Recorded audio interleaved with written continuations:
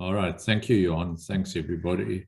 Thank you for everybody attending. My name is Chris Maynard. I'm a professional technologist, technician. I'm an honorary member of IPET, and I belong to SAT, which is Society of Asphalt Technology, and I also belong to SAICI. I'm also assessor, moderator, and interviewer for ECSA, so I try and help everybody what I can. So today what we're going to talk about is Group B. Let's carry on, Johan. I think that is, let's carry on. See if we got the right slide. Okay. Everybody has read the disclaimer, please. There are a lot of candidates that pick up their names that they attended, and they actually are starting to register, and I pick up on the assessing and that. And when I do moderation, also I pick up some of the guys' names and where they've gone through the whole process of the peer review system and they've become professionally registered. Okay, next slide, Johan. Okay, introduction. What we're going to do today, we're going to just talk about Group B competency standard required for ECSA registration. So where do you find the Group B? What is Group B? And remember, there's only two outcomes there in Group B that you require, and the conclusion and the references. Next slide, Johan. I'm just trying to mute some people here, Chris. It's not muted. Okay, next slide, Johan.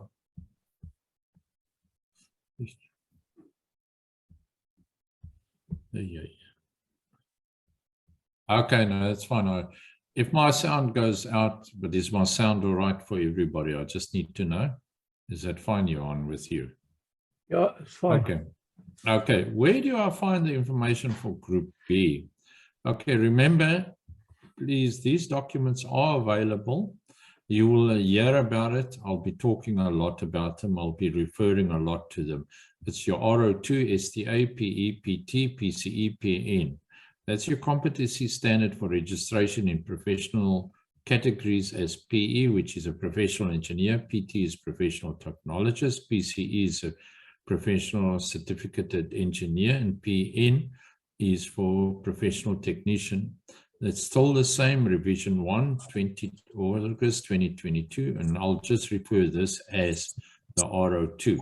Now, RO8 PT is a very good guide. You get a lot of information from there.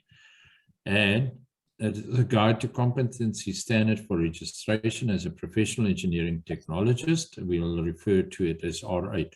Now, just remember the RO8 PT, you also get the RO8 PE, which is for professional engineers, and RO8 PCE and RO8 PN. Okay.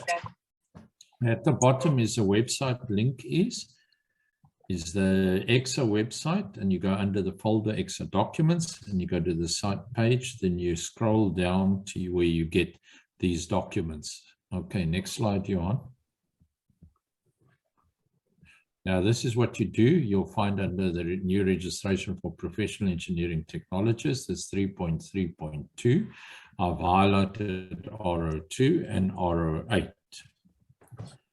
The other that are there are more for RO3 is also a good guideline. It tells you about your process and the application, how it goes about. And then RO1 is a policy on the registration in professional categories. And of course, your application form is up top there. That is very important to download that. And then R17 PRO, that's for foreign qualifications. And then you get the Professional Engineering Technologist Guide to Completion of a Registration Application Form. It was on, I see it's taken off, but it must probably be put back on. Okay, next slide, Johan.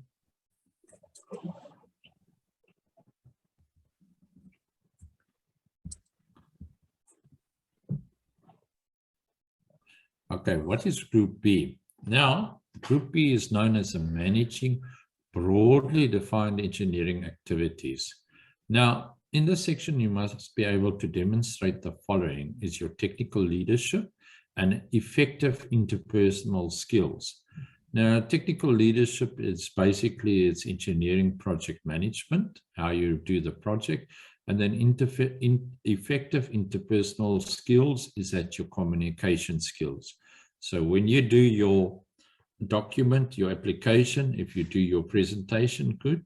Usually we do not go to outcome 5, or we do ask something in outcome 5, but it's very, very little. Now, Group B consists of the following: outcome 4 and 5. 5 is for your interpersonal skills, and 4 is your technical leadership, basically. Next slide, Johan. Now, important. Before attempting to complete the application, look in ECSA's document R02, what I said there, and what is the definition and characteristics of a broadly defined engineering problem. That's on page 12. Now, for technicians, there is also for well-defined. Somebody's mic is on. Now, for professional technician, it's a well-defined engineering problem. And then for professional engineer, it's a complex engineering problem. So these are you have to know this, your definition. Okay, what is outcome 4? Now, outcome 4 is manage part or all or more broadly defined engineering activities. Now, this is basically managing yourself. In loose terms, I call it engineering project management. So if you look at the criteria you got there, you got 3 criteria written: 4.1, 4.2, and 4.3. Now, I'm not going to tell everything, but you must look at the keywords. State how you managed. The next one is state your role and state your knowledge. That is the 3 that is there. Very important. You'll see on the next slide, I've taken basically a screenshot of it, and then you will see. Now it says up top there, outcome 4, manage part or all of the broadly defined engineering activities. Now look at 4.1, state how you manage yourself.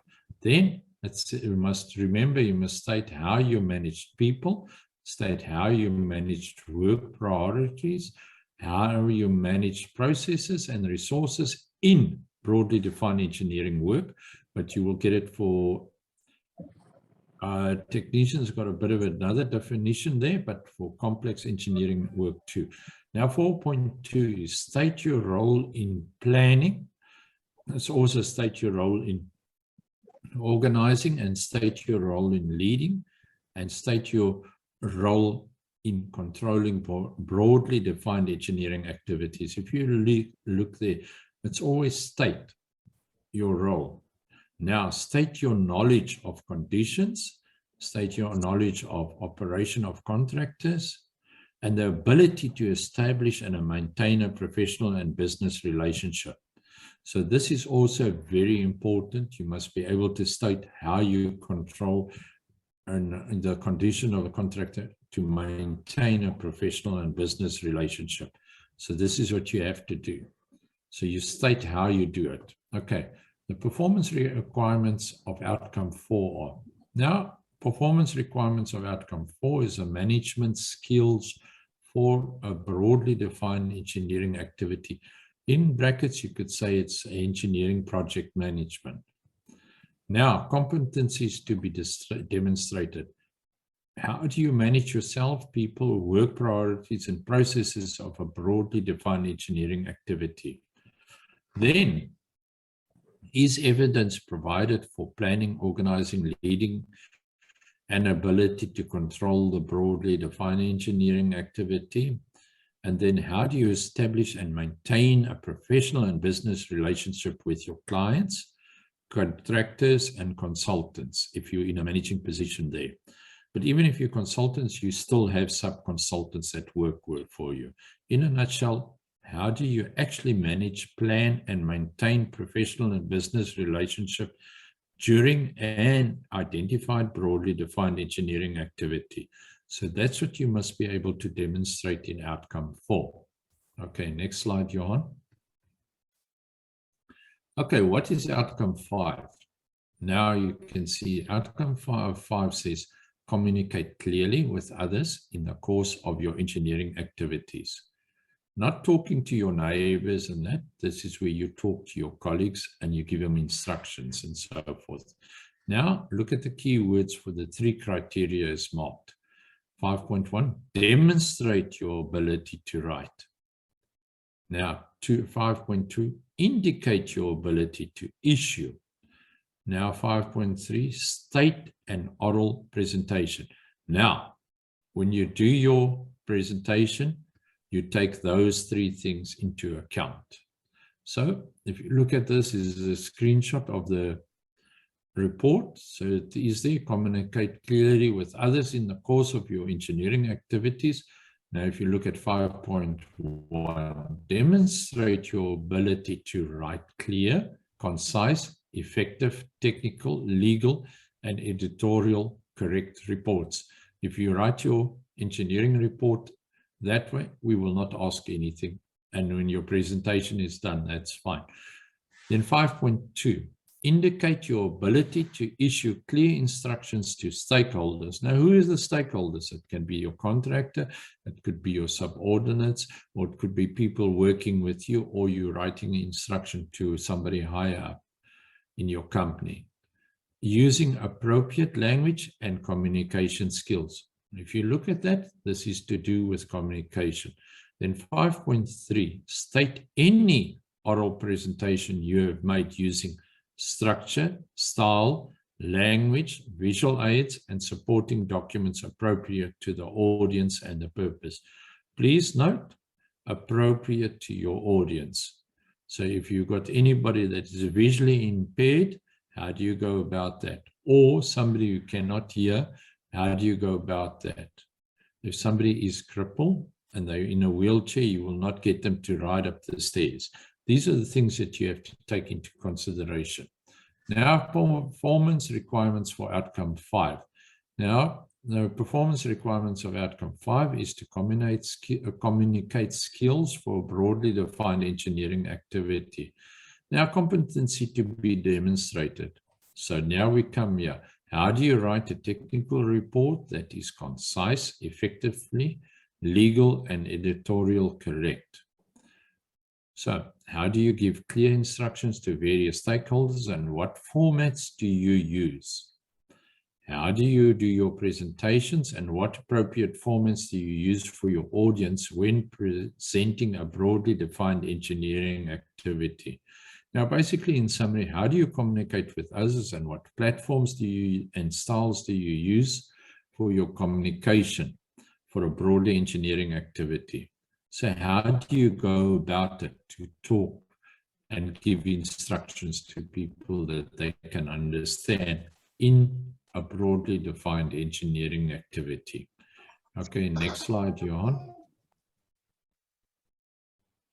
Johan, next slide. Okay, the summary of performance required for outcome 4 and 5. To summarize outcome 4 and 5, outcome 4 and 5 consists of managing skills and communication skills for a broadly defined engineering activity. Now, also outcome 4 and 5 interlinked with each other. That's why they put it together. And outcome 4 is the planning, leading, implementing, and controlling of a broadly defined engineering activity. Now, outcome 5 is your communication skills of a broadly defined engineering activity to various audiences consisting of supervisors, peers, subordinates, and other disciplines, clients, and stakeholders, communicated reliably and repeatedly. Next slide, Johan. Okay, acknowledgement. The presentation is based on the Engineering Council ECSA documents, the R2. And also your Technologist application form. Next slide, Johan. And thank you very much. And any questions? So next time when we go, and we're going to go to Group C. And please note that for previous presentations, you can go to https://professionalcpd.co.za.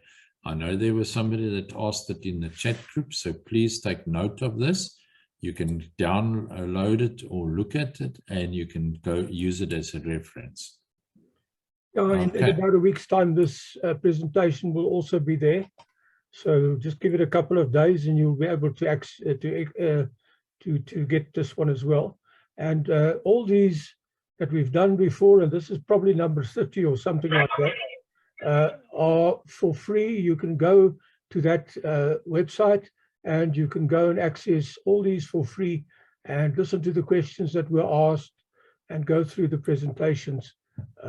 Obviously, we are repeating some presentations that we've done 2 years ago, but it is to assist you guys who didn't 2 years ago, might have still been at university, or wasn't looking to be registered and didn't attend these what's the name. So that is why we repeat them. It's actually almost 3 years, Johan. You know that. I say it's almost 3 years we're doing this. Yeah. No, I think in 2 months' time, it's 3 years then. It's 3 years. I thought it was 2. You didn't have the... I did it. I started in 2020, and then we went to 21, and this is 22 now. Yeah, we're going on 3 years. I'm going to stop sharing. Like that. Okay. I'm just going to go and close my door here. It's getting a bit not too cold, but I don't want all the insects flying in. So just give me a few minutes. I'll be within a minute back. Okay. Well, guys, welcome. I see there's quite a few guys more than when we started. It's nice to see. I didn't expect so many people to be here today, since we only advertised this yesterday, and because of the load shedding, it's nice to see so many of you here. So most nice to, and as I said before, you're welcome to ask any question, as long as it's got to do with ECSA registration and the profession. So once Chris comes back, then you are welcome to ask your questions. You just put your hand up and we'll go down the line and ask, I'll try and answer your questions.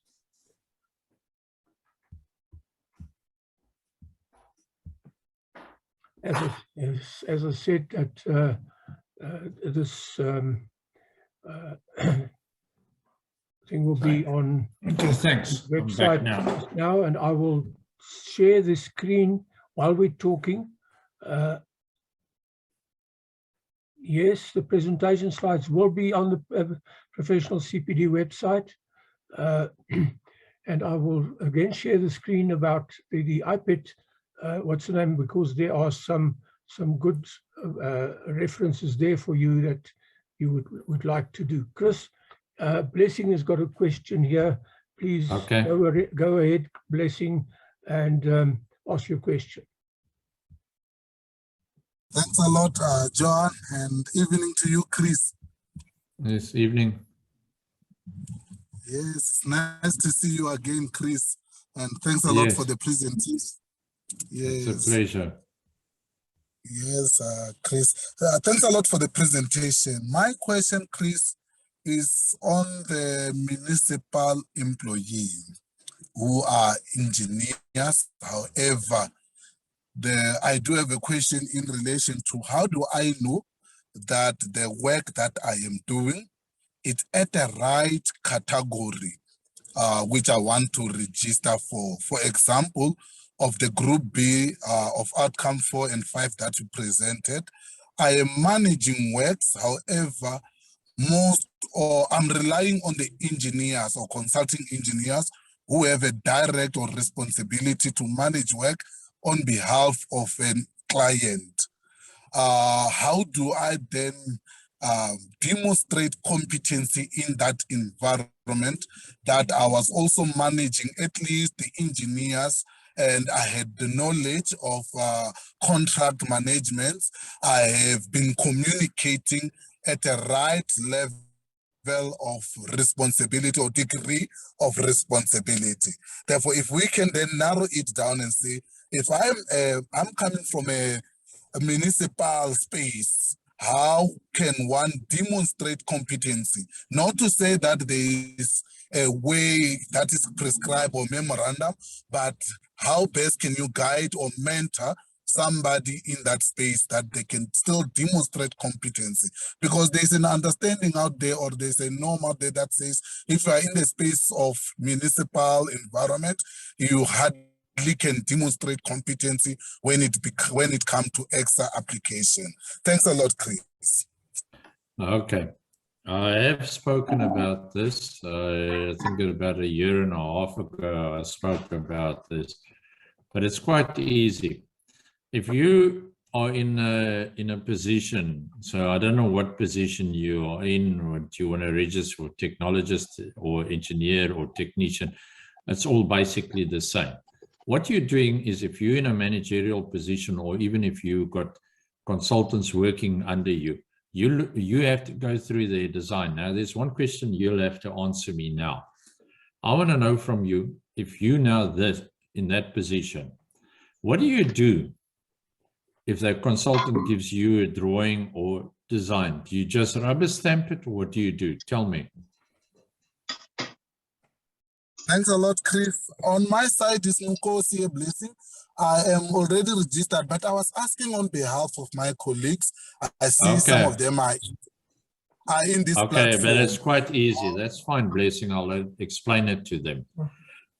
If you're in a position there, in a managerial position, or you've got to work with consultants or somebody below you that is doing a design. So easy way to do that is, you don't just rubber stamp it. You actually look at the design, because you're going to be working with the design. You look at it and you see there's something that you don't agree with. You don't just send it to the consultant back.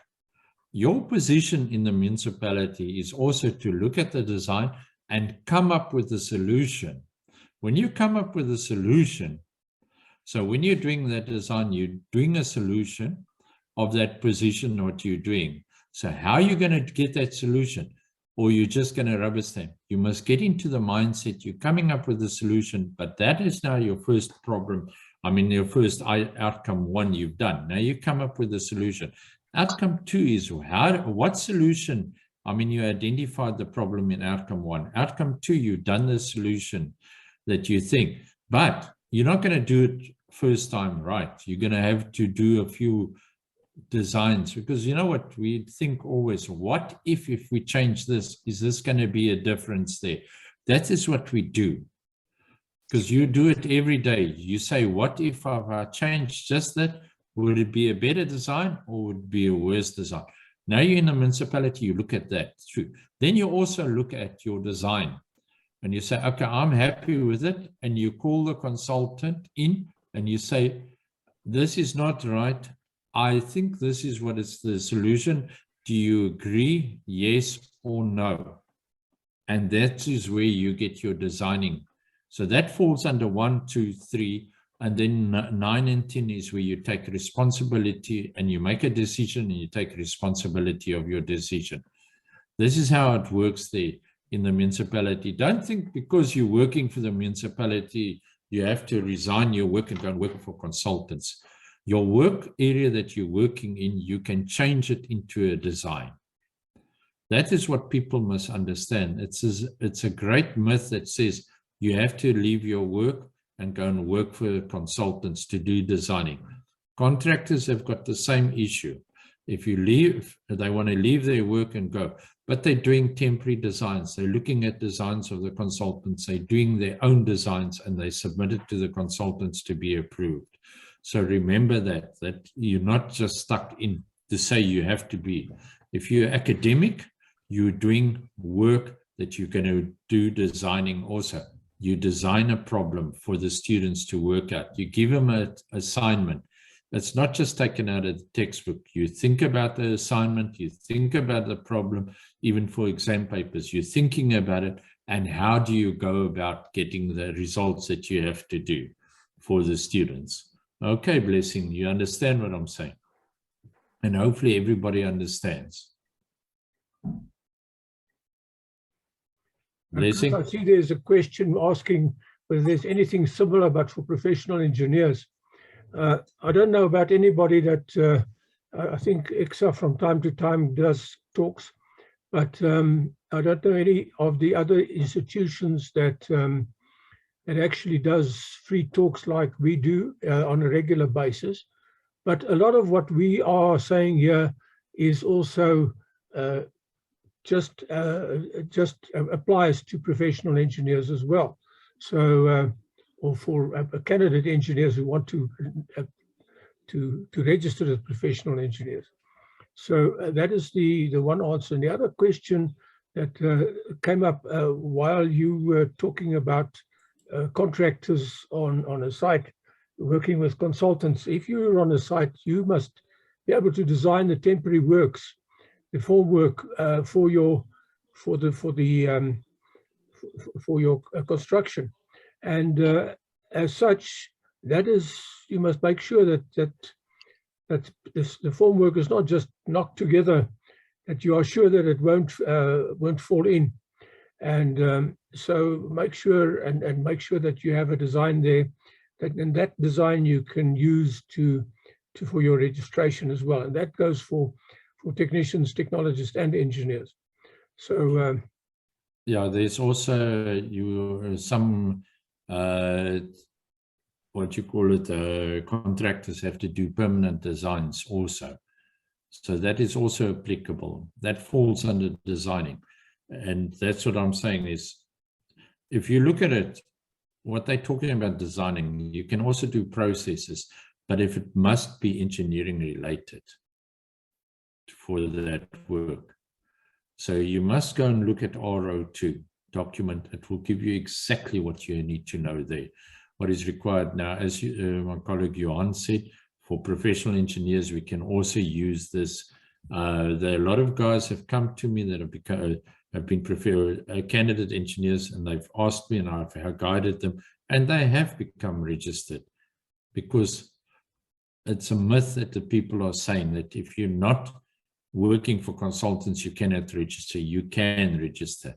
You must just prove that you're competent in the fields that you are working in, that it is at the correct level also.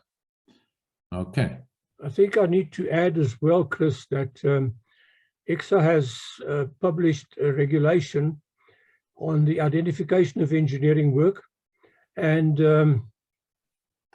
part of that regulation says that within 3 years of the publication, which is more than a year ago, everybody that works in engineering, wherever you are working in engineering, whether you're a draftsman, whether you're a technician, a technologist, whether you work for the state, whether you work anywhere in engineering, you must be registered. It's the same as the medical profession. If you're a nurse, or if you're an occupational therapist, or a physiotherapist, or a chiropractor, or a doctor, or a specialist, whatever you are, you must be registered with the Health Professions Council. The same with the Engineering Council. So you have less than 2 years left, and remember that regulation also applies to academics. So in other words, if you are a lecturer, you have to be registered. And as Chris said, if you're a lecturer, don't think that you're not doing designs. You're doing a lot of design work, and you're doing a lot of work that is that satisfies these outcomes. There's a little bit of a problem with things like contract work, running contracts and things like that, but that can also be overcome. And but we'll handle that when we get to those outcomes. Please ask. I haven't seen any more hands. Put up your hands. I just want to make a comment on contracts. If you are academic and you're not working with contracts, it doesn't stop you from reading it and finding out and talking to colleagues or your students who are working with the contracts.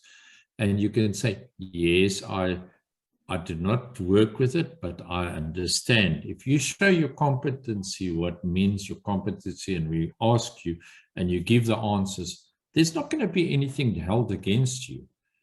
Because what the competency means is, do you understand what you're doing? There are some hard competencies and there are soft competencies there. If you say my colleague had this issue, but he solved it this way and he explained to me and I understand, that is acceptable. But when it comes to outcome 1, 2, 3, 9, and 10, we call them a hard ones. And number 8 is your ethics. It's also a very hard one. The rest are sort of soft ones. Okay. I see nobody wants to talk today. Well, Blessing, guys, you can come in there's no and you can stupid tell question. me. Put up your hand and or just unmute yourself and ask your question. Blessing, you can come in if you do you understand what I was saying there? Blessing?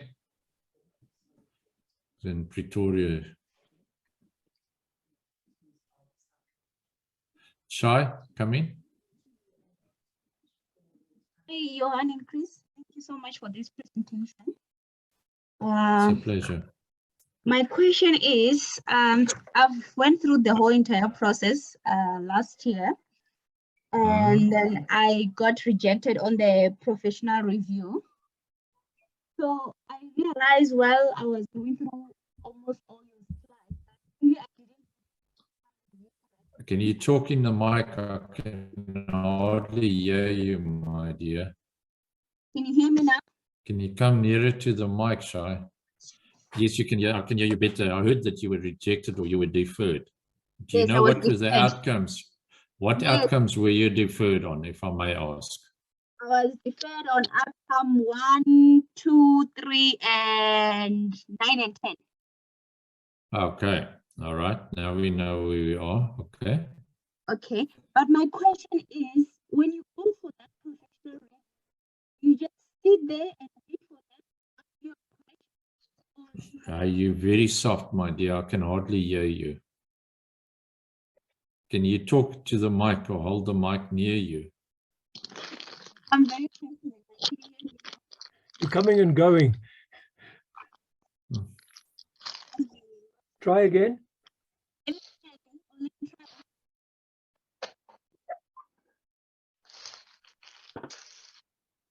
Okay. Hey, this load shedding is bad. It's killing us all now. Shai, can you come in again? Chris is Blessing again. What I gathered from her, from the time she was audible, she was asking on the feedback by ECSA. And I think her question, if I were to complete it, was to say, on those outcomes, she did not get maybe a detailed response. I'm just trying to recap what she was talking to. Okay, thanks, thanks, Blessing. Thanks. Now, Blessing does assessments with me and not with me, does assessments, but we are on interviews quite regularly together for experiential, for experience appraisal and also for peer review. And then we also do quite a few that we do together is the advisories. That's why we know each other well. Okay, now what I want to tell Bashai. Okay, just remember in your letter, it says outcome 1, outcome 2, 3, 9, and 10. There you have outstanding items here. You didn't explain it clearly. So I don't know what type of work you're doing and where you are. What you can do is you can put on the chat group and then we will talk, see what is the problem there. Hi, Chris. Looks like you sound better now. Yes. I got some headphones. Okay, that sounds better now, my dear. All right. So my question was, when you go to that professional review, the 15 minutes that you talked about on most of your presentation. Now your microphone is scratching badly. I can't hear anything. Can you hear me, Shai? Yes, I can hear you loud and clear. Can you hear me now? Now we can hear you better. Yes. I was asking that when you go to that professional review interview, right? My mistake previously is I just sat there and they attacked me with questions, But now I know that I have that 15 minutes allowance to do my presentation, right? Yes. So what I was asking, when I do the presentation, do I only do on the 11 outcomes? Yes. But what you can do, make it very interesting, you know, don't say outcome 1, outcome 2.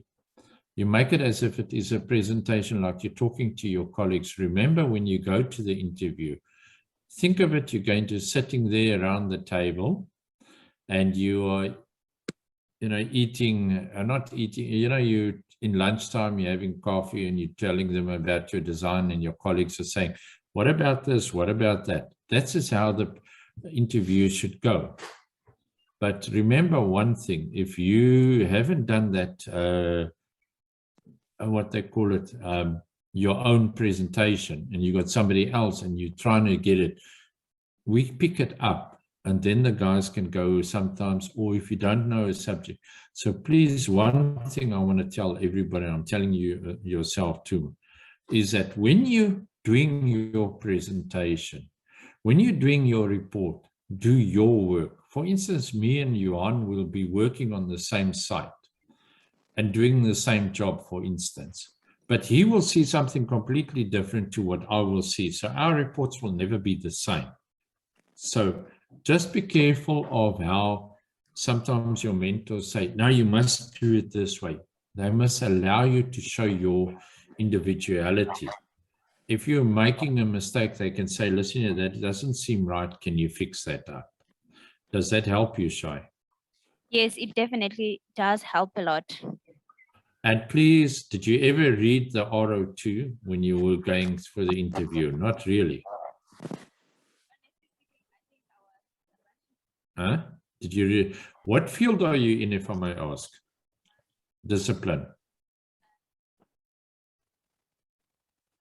Shai? Are you civil, mechanical, electrical, or chemical, or what? I think she has a problem with her mic. I think You hear me now? Yes. Okay. What? Civil. Civil. Okay. Yes. And then structural or Structural. municipal? No, structural. All right. Okay. So please, I'm going to give you a hint. You're doing building, flats or multi-story buildings or not? Multi-story buildings, more experience on multi-story buildings. Okay. I'm going to give you a hint and then you go and look at your report again. Okay, thank you. Did you ever do any geotechnical and discuss that? No, I didn't. No, I didn't discuss that on my report. Yes, that's one of the bases of all the structures. Okay. Okay. So think about that, what I said, and I tell you, when you go and look at your report, you will understand what I'm saying.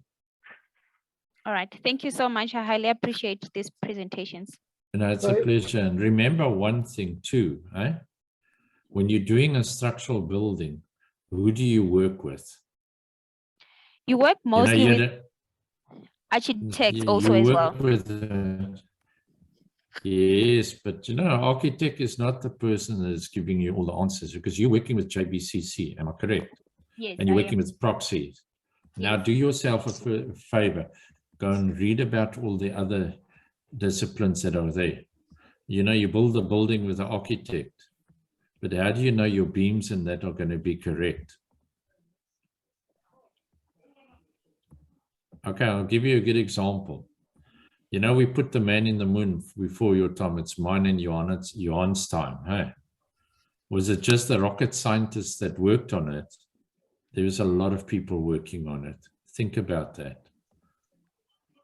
Okay. All right. Thank you. I think you'll understand. Thanks, Shai. But you can come and ask for many more questions if you want to. If you join the iPad chat groups on just ask to be put on the chat group for registration, and then you can ask your questions there, and we'll try and help you again as well.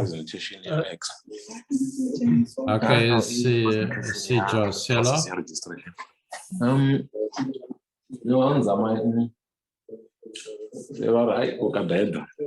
Okay, see Josella, you can come in. I hope I very pronounce much, Chris. your name right. I'm not conversive, and I know a lot Yes, of people battle with me just too. correct. I'll call you Salah. That's You got better. I don't want to, Good break the language down and everybody thinks, oh, this guy is doing really, causing problems. Okay, you can ask your question. In also to language, when you see double L, is la. La, okay. Salah, Yes. that's it. Okay. Good evening, everyone. Chris, I would like to ask in terms of outcome 5. So how do you assess on outcome 5? Obviously, I can write that I've issued, engaged, and gave people instruction that because it's communications. Would you Yes. assess according to the presentation? That's correct. Yeah, it's a presentation part we look at there. And then we also look at, when you're doing your presentation, we can also pick up if you've written it correctly, your report. And also when you're doing your report, all your reports, your TERs and your engineering report, that will also give us a good guideline to see, okay, you have written reports before. Then the section 2, 5.2, that is instructions. How do you instruct people? How do you control the contractor? These are the things that you look at. But if you've done your presentation correctly, you've done it well, and you talk well, you're confident in it, and you've practiced, we don't dwell too much on outcome 5. Because remember, we only got an hour and a half to do the interview with you. So 15 minutes is usually your presentation. Before that, we give 5 minutes that you can relax and you start talking to us before you start your presentation. That's the way I work. Blessing knows that's the way I work. And he also does the same to get the candidates, the applicants, to relax, because it's very nerve-wracking to attend these. I know that. So if you relax, then you get the best out of the applicants and the candidates. Because if you go, but as I said, when you go there to any of the interviews, you must prepare for yourself and you must know what you're doing there. And there's a guideline I'm going to give to everybody, and please note this. Outcome 1, 2, 3, 9, and 10, keep it to one period. Do not use 20 different periods there. As I've always said, you've got your TERs, that's your brag wall behind you, saying, yes, I've done all this. And now you come with your engineering report, you only discuss one project there for outcome 1, 2, 3, 9, and 10. It's easy for yourself too. But if you've got 20 projects and you're trying to discuss all of them, you're going to get very, very nervous. So that is just a hint I'm giving you guys there. Also, okay. Outcome 5, your presentation, your application that you write, that is another form of a report. In other words, we look at the report that you wrote to apply. And if it's full of spelling mistakes and language mistakes, obviously it makes a very bad impression. Remember that your application and any job that you do is a picture of yourself that you paint for whoever reads that project or that report or whatever. If you do a rush job for your boss, it gives a very bad impression for your boss. It gives, because that report that you wrote as a rush job reflects badly on you. So in other words, anything that you do any report that you write is a picture of yourself. If it's full of spelling mistakes, it's full of language mistakes, obviously it's bad. So have your whole presentation and your presentation as well as your report, your application, have it checked, language checked, and read through it, more than once. Make sure that it's concise, that it says what you want to say, because remember that the people that assess you, they don't know you. They only have that report in front of them. They can't read between the lines. They read the lines. So if you've written a bad report, then it's to your own detriment. And if someone else writes that report for you, it gets picked up because they ask you a few questions and very quickly we find out, oh, no, this guy didn't write this report. Someone else wrote it. And of course, then you get turned down and it's not what you want. So, and another thing, when you do an application, before you start, read all the documents, all those documents that Chris had on the screen there. Read them all and read the requirements. Once you've done a little draft, read it again. Once you've done your second draft, read it again. You can't read those documents too many times. And before you submit your final document, read it again and make sure that you've done everything that is required. ECSA is nowadays are very clear in exactly what they want. When I was on the registration committee, it was it wasn't very clear, and you had to make use of your own judgment a lot. But nowadays, everything is written there for you. It's very easy to know what you have to do. But I still appreciate that it is a daunting thing, and you read it and you always have questions, and that is why we do this. And you're welcome to ask us on the chat groups and in these any questions. I see Mumedi's got his hands. iPhone has got his hand up. You can go ahead and ask your question. I have another question. Oh, Yes, that's fine. Carry on. Yeah. It's just correct.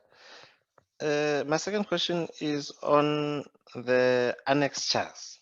I think according to the documentation, ECSA only wants about 4 pages of the annexures. Now, how do you sort of shrink everything into the 4 pages, or what is actually required in that 4 pages?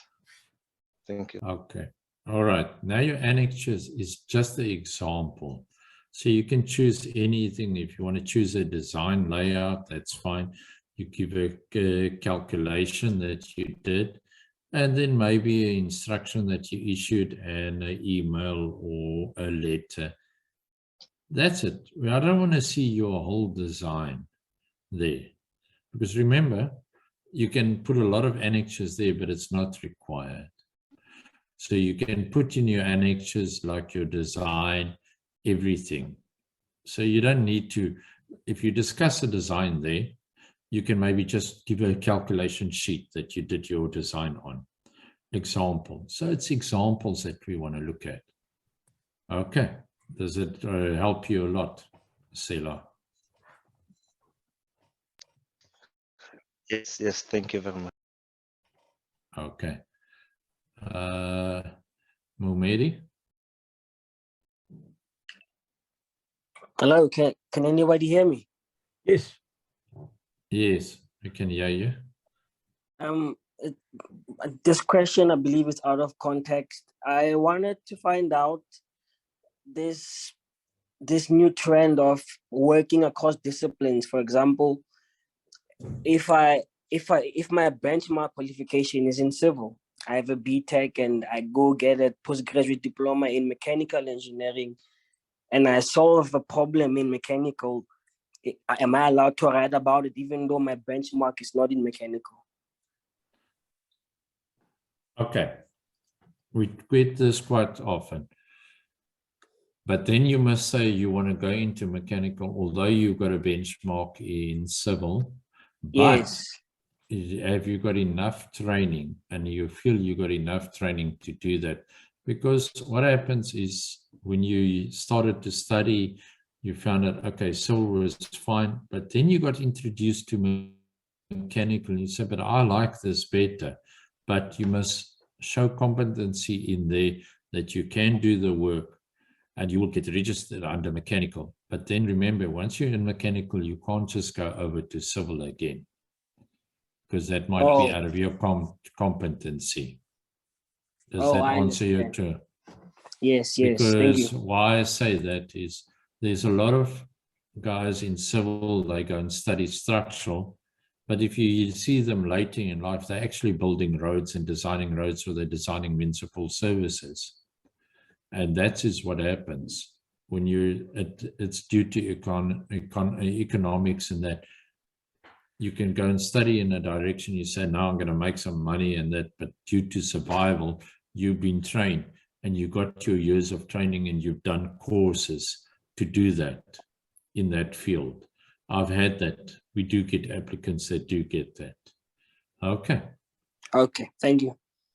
All right. Maxwell, I see you can come in, Maxwell. Hello, good evening, everyone. Chris Yowan. I'm just repeating, I think, Stella, the last question he had about the annexures. Unfortunately, I think I lost my network then, but it's quite important that if you can assist there. With the 4 pages, if you're analyzing a portal frame, it goes up to 13, 14, 15 pages. So what would you advise? Because obviously if you're presenting the calculation, then it won't be complete until you've done all that process, and that might take quite some space. I don't know what's your advice with regards to that. Okay. Remember, if you look at the annexures, what do they say? It's example. All right. So you don't have to give all the pages. You can give a part of your calculation of a portal frame. And then you can maybe give a drawing to show the portal frame is there and your steel layout. Then you give, for instance, an instruction to a contractor, or you can give just an index of a report you've written.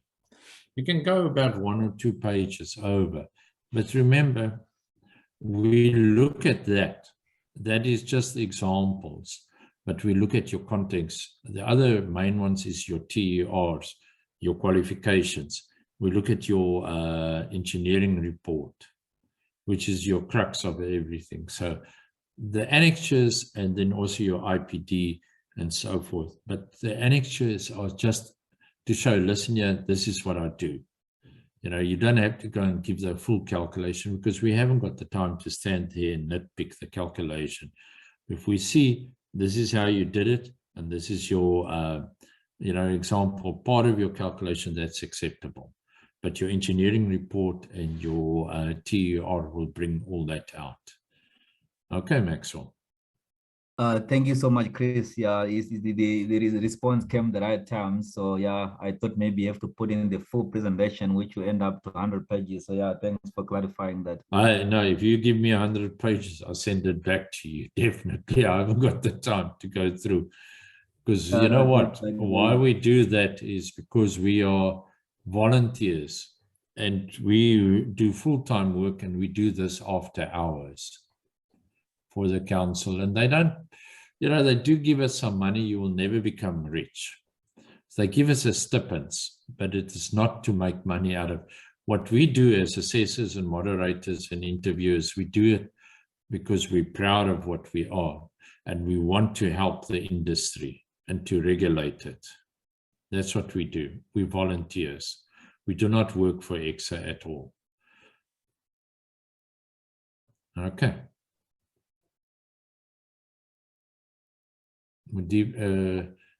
Mumedi, is that our old hand or a new hand?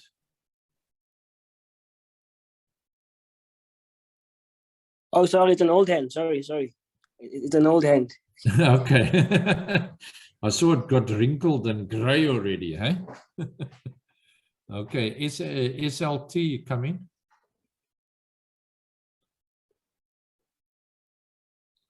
SLT? You can come in, you can ask your question. Hear me? Yeah, we can hear you, yes. Okay. I just wanted to ask a very small simple. Can you get a bit nearer to the mic? You're a bit very soft. We can hear you, but it's very, very soft. Okay, can you hear me now? Yeah, if you talk a bit louder, it might help. All right. My question is simple. Ne? I'm already registered as a PR technique. So Yeah. I just wanted to get clarity in terms of the difference between well-defined and broadly defined engineering activities. Under PR technique, when I did my report, it was referring to the well-defined engineering problems, but then under PR tech, it refers to broadly defined engineering problems. So I just wanted to get some clarity there of what are the expectations in terms of responding to the outcomes that refers to the broadly defined compared to the well-defined problems. Okay. So I'm going to put it in very short terms in my own words. If you look at a technician while you're working as a technician, you get given a problem and then you have to use the guidelines. Am I correct? Yes. Now, you're going to become now a technologist. There's a difference. You don't get given the problem. You've been given there to do the design. You go and you source, not source, you see what is the problem and you design it using, understand nicely, the guidelines as a guideline, but you think out of the box. That is the difference between a technician and a technologist. Because the people come to you, a technologist or engineer, and says, this is a problem, can you do the design? Am I right? If you're a technologist, you will say, there is a problem, go and look for the problem and see how you can solve it. There's a problem, for instance, in the sewerage. There you have to investigate and you find out what is the problem and you solve it. Do you understand, SLT? Yeah, I think I'm getting the picture. So, but remember, when you're doing technologist work, broadly defined is basically you using the guidelines there. But if you're a technician, you don't actually go out of the guidelines. The guidelines are there and you stick to them. But being a technologist, you go out of the guidelines, but you must be able to explain why you didn't use the guidelines fully and you used your engineering judgment. Okay. All right. Does it make sense to you, SLT? That's very clear. Okay. Thank you. Thanks. Anybody else there?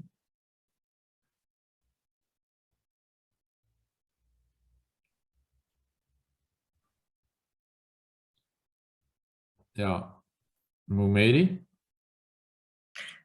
Yes, I hear you speaking about perhaps working outside of the guidelines. Just how much are you allowed to deviate away from them? That's a good question. You see, when you're working out of the guidelines, then you're starting with the designing, you're doing a rational design. Am I right? Yes. So you can do that. If you see there's a problem and you've got the guidelines, but the guidelines are there to give you a guide, it doesn't mean that's the beginning and the end of everything. So you use the guidelines to see if you can solve the problem with the knowledge you have got through your experience and your design experience. So you're on a higher level of designing. You're not just using the guidelines to say, if you've got so much flow, you've got to have that size pipe. But when you're now a technologist, you're going to use that size pipe, but you're going to have a look and see if there's any other factors that will cause it to be increased, like further townships, further areas. You look at that. Look at the various inflows that you can. You use the term I always call, what if I change this, will this happen? Especially with water networks too. even electrical networks. I'm not electrical, I'm civil. So if you got electrical, it's very much similar. If you change a cable thickness or the flow with electrical, what will it do to the network? Well, we won't get too much about it now at the moment because we're all in the dark. But besides that, but you understand where I'm coming from now, Momedi? Yes, I get you. Thank you. Okay. What discipline are you in? Or are you electrical and you don't want to tell us? No. I mean,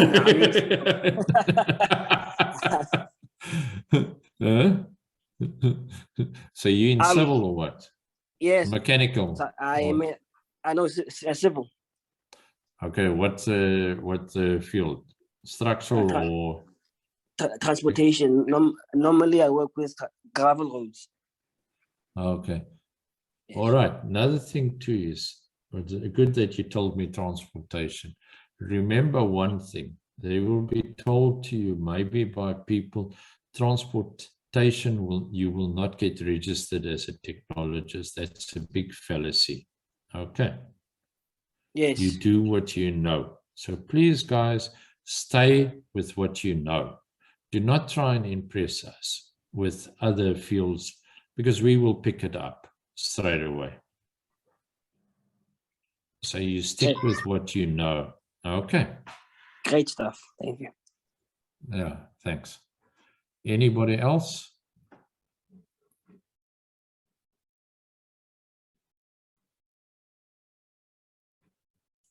Hi, Chris. Yes. It's Joel. Yes, I see, sir. Yes. Sorry, I've been having an issue with my network here. Load shedding is kicking in. Just a quick one on my case. I'm currently registered. I've been actually registered as a candidate technician, although I obtained my diplomas back in 2017. Mm-hmm. And then I also obtained my BTech Bachelor in Technology from the University of Johannesburg in 2019.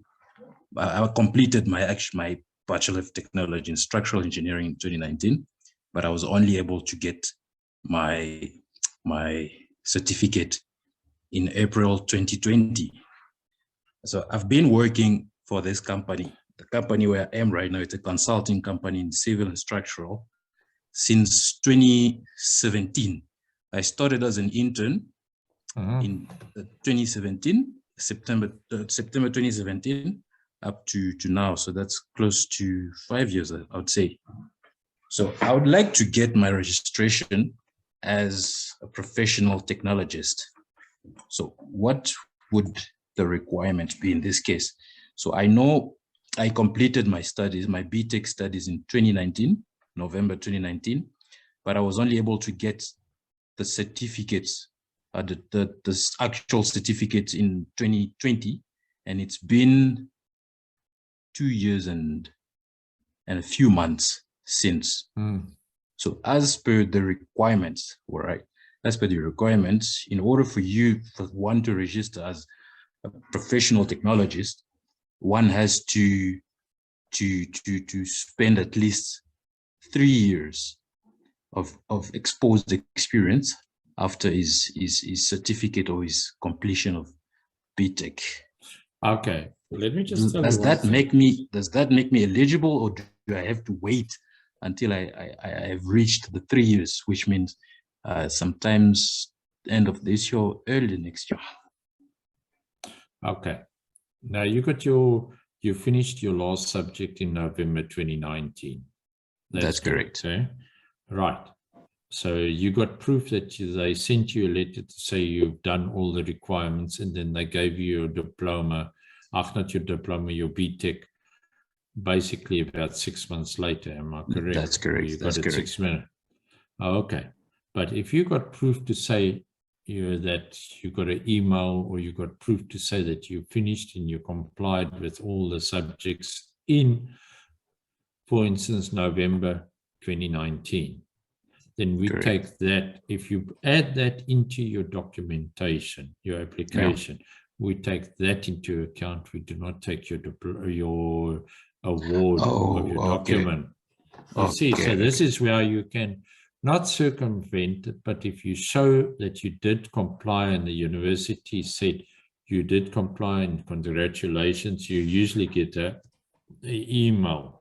And then they tell you, yeah, they will get you due to, but it was due to COVID and that, and the people were delayed, or you didn't pay your studies fees. They were waiting for you to pay the last fees. But that's not then applicable, because there's applicants that are 2-3 years later, they get there after they paid their fees. But if the letter says they've complied and they've certificate their 2-3 years previously, we take it from there. Okay. No, So you can go, so you'll be taking it by the end of this year, basically, where you'll have your 3 years, for instance. Joe, Yes. Then you can apply. Use your academic record. Use your academic record. That will tell exactly when you completed. Yes. You should have that. Yes, I do have that. Yes. See, Yes, but you give a copy of that. Okay. A certified copy, but please just make sure. What I want to tell you, Joel. Yes.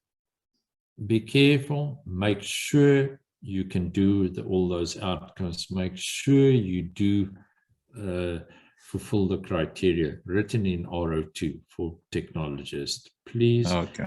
There are a lot of guys that run in and then they get in and they say, no, I'm going to do this and I'm going to do that and I'm going to get my, after 3 years. And when they come there, they're not mature. So don't be in a rush. Make sure you get it. Rather wait maybe another 6 months or even 2 or 3 months or even a bit longer. Make sure you can do those, get those outcomes. Make sure you got the depth and the knowledge. Usually I find the guys that are 4 years, even Blessing will tell you. It's very rare that somebody does 3 years and they get their registration. But if you look at those that do it, they had a lot of training for many years before they started their application, before they started their BTech. That's they might correct. have had about 10, 15 years, even long, short or whatever. But what I'm saying is make sure you got your depth. That you can do it. Yes. And be honest with yourself. If you can't be honest with yourself, you talk to your enemy. He or she will be very honest with you. But don't talk to your friends because they're too scared to hurt your feelings. Okay, that's Joel. true. All right. Okay. No, thanks. Okay. Thanks. That's in a other pleasure. words, the 3 years that ECSA requires after completion of your qualification is a minimum. You usually find that the high-flying guys, they can register after 3 years. But most people are more ready to register after 4 or 5 years post qualification. So make sure that you have the required level of responsibility, that you have the required experience, and don't think that you have to register after 3 years. Make sure that you rather have everything in a row before you waste your own time and your money. That's true. So yeah. All right. No, thanks.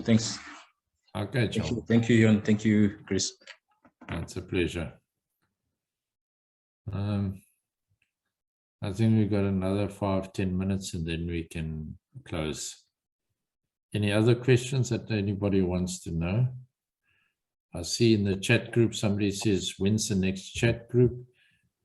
And the next chat, I have to see when it happens because I'm working all over the country now. And when I get a chance, I do a presentation and Jan always phones me and asks, am I ready? Can I do this Wednesday? I say yes, or I can say no. Well, so guys, please bear what we try and do it every 2 weeks, but sometimes it's not possible. Yeah, we try and do this every 2 weeks, but if it's not possible because of various reasons, like as Chris said, if he's not available, then obviously we just skip it. But we advertise on LinkedIn and we advertise on our chat groups. If you're on one of our chat groups or one of your friends are on our chat groups or on LinkedIn, look out for that advert and the link where obviously all you guys got it that way today. And that is the way we do it. If there's no more questions, I've got to go and make dinner. So, and you got the lights have power. come on. I've got no power. I'm We've got powerless. another hour left. But, yes. I've got to make I just dinner. want to ask somebody, is anybody here from ESCOM? I couldn't help this. Anybody working from ESCOM? Yeah, on the group. Don't be shy, because if you hear from ESCOM, why aren't you not there with the strike? Huh? Chris, if I was with ESCOM, That's I funny, would eh? keep quiet. What do you say? It's quite unique. Huh? If I was with ESCOM, don't I worry. would keep quiet. Okay, guys, if there's no more questions, thanks a lot. Let's try again in 2 weeks' time, Chris. And did we go Yes. on the group C, as you said? And yes. And if you have any questions, if you're on the chat groups, you're welcome.